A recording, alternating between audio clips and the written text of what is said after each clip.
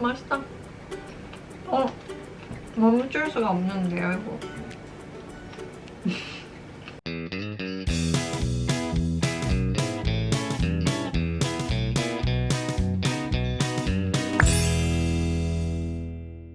안녕하세요, 민트 여러분. 후지미나입니다. 요즘 이런 시기다 보니까 집에서 영화를 보는 그런 기회가 정말 많아졌는데 이번에는 여러분과 영화에 관련된 얘기를 해볼까 합니다.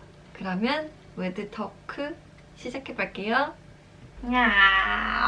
정말 재밌게 봤던 버킷리스트라는 영화에 대해서 얘기를 해볼까 합니다.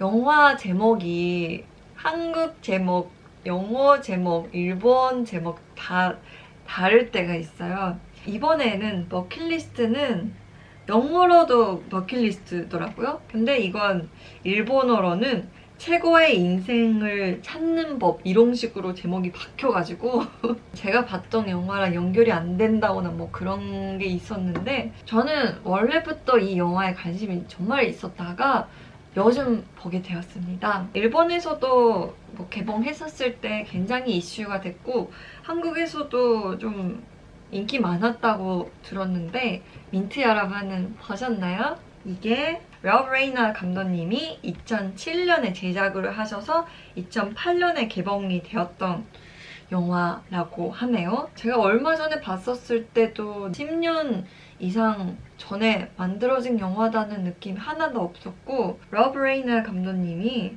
원래는 배우로서도 활동을 하셨더라고요. 정말 재밌었던 건 The Wolf of Wall Street라는 영화가 있었잖아요. 레오나르도 디카프리오 배우님의 아빠 역할로 나오셨더라고요. 정말 재밌게 봤던 영화여가지고 다시 한번 봐봤는데 좀 유쾌한 아빠로서 출연을 하셨더라고요. 그런 대단한 분이 감독을 하셨던 게 이 영화 버킷리스트입니다. 그리고 버킷리스트라는 건 영어다 보니까 원래부터 이런 말이 있었던 걸까? 라고 생각을 했는데 kick the bucket 라는 단어가 원래 있었고 거기서 버킷리스트라는 단어를 만들고 죽기 전에 하고 싶은 걸 적은 리스트라는 그런 단어가 생겼나 봐요. 일단 이 영화를 안 보셨던 분들도 계실 것 같아서 간단하게 스토리를 설명해드릴까 하는데요. 가난하지만 가족을 위해서 너무너무 열심히 살아왔던 정비사 카터, 자기 자신 힘으로 올라가가지고 완전 부자가 됐던 근데 또 특이한 성격을 갖고 있는 사업사의 잭. 원래는 그 두 분한테는 공통점이 하나도 없었는데 두 사람한테 하나의 공통점이 생겨버렸어요. 그게 생명이 얼마 안 남았다는. 둘 다 그런 얘기를 들어서 앞으로 어떻게 살아갈까 생각을 했습니다. 어느 날에 커터가 뭔가 메모를 하고 있는 거예요. 근데 그걸 보니까 그게 버킷리스트인 거예요. 인생 마지막에 하고 싶은 것들. 그걸 봤던 잭이 그러면 같이 해보자. 그런 제안을 해가지고 시작한 그런 얘기입니다. 아무래도 평소에 이렇게 그냥 살면서 죽기 전에 뭘 하고 싶을까 그런 생각을 제가 안 해봤거든요, 사실. 인생이 어떻게 될지 모르니까 후회 없는 인생이라는 게 어떤 걸까라는 걸 한 번쯤은 생각하는 건 진짜 나쁘지 않은 것 같아서 이 영화가 갖고 있는 메시지 같은 건 나라다거나 나이도 상관없고 남자 여자도 상관없고 모든 사람에게 전달 드릴 수 있는 그런 너무 기쁜 메시지인 것 같아서 너무너무 좋았고 저는 이건 좀 배우라서 직업병일 수 있는데 어떤 순서로 찍었을까라는 것도 궁금하더라고요. 중간중간에 수술 장면이 있다 보니까 자르고 기르고 약간 그런 장면들이 있으면서 머리를 한번 잘랐는데 다시 기를 때까지 촬영을 좀 쉬셨던 걸까? 얼마나 걸릴까? 이런 것도 생각하게 되었고 대단한 배우 2명분이 스카이다이빙을 하셨거든요, 이 영화에서. 그건 진짜로 하셨던 걸까? 하셨겠죠? CG는 아니겠죠? 배우로서는 스카이다이빙을 해야 되는 역할이 왔다면 해야 되겠는데 정말 뭔가 무서울 것 같은 거예요. 지금 이렇게 여행도 못 가고 집에만 있어야 되고 그런 답답한 시기에 보기에 너무 시원한 거예요. 이 영화에는 홍콩, 에지프트의 피라미드, 인도의 다지마할, 중국의 만리장성, 아프리카의 세렝게티. 제가 진짜 가보고 싶다고 생각했던 그런 곳을 다 갔더라고요. 약간 기분 전환 될 수 있는 그런 영화였던 것 같습니다.